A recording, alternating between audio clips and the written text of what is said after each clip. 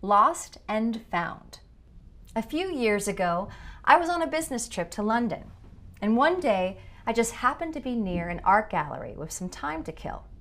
I noticed this interesting black and white painting in the window. It was of a woman sitting on a bench, leaning forward with her long hair covering her face. I loved it. The exhibition title, The Lost Collection, also appealed to me, so I wandered in to see what it was about. And inside, I found a rather random collection of artwork. Paintings of trees and flowers, portraits of children, photographs of laughing friends. But this was the weird part. All of this art had come from the London Transport Lost Property Office.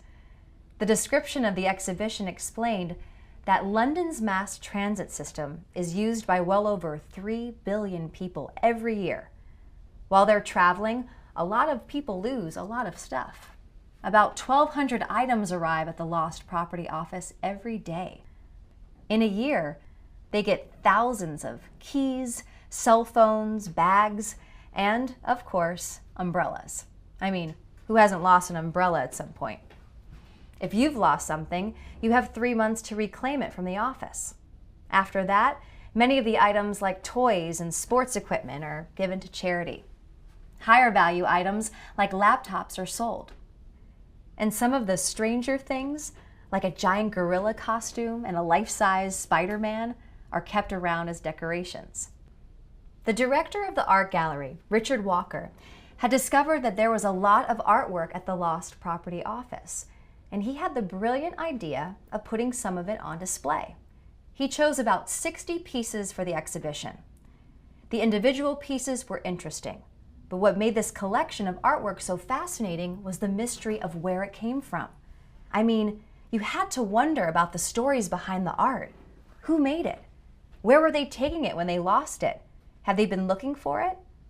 Many of the items at the Lost Property Office are never picked up, which isn't surprising. Who actually has time to go looking for a lost umbrella? But there are some pretty wonderful stories of people being reunited with their lost belongings, including some of the artwork exhibited in the Lost collection. A set of photos turned out to be the final project of an art student who was thrilled to get it back. And one man was reconnected with a portrait he had done of his younger brother. When he lost it, he'd been traveling around the city trying to find an art gallery that would exhibit it. You can imagine his excitement at not only recovering his lost art, but finding it included in an exhibition. London isn't the only city with a lost and found office for the mass transit system. In fact, Tokyo has one that's even bigger. And London isn't the only place that has held an art exhibition of lost and found items. A hotel in New York City has held one too. So if you ever lose something on a train, on a bus, or anywhere at all, maybe you'll make an effort to track it down. Maybe it'll be there, or even in an exhibition, which could be pretty interesting.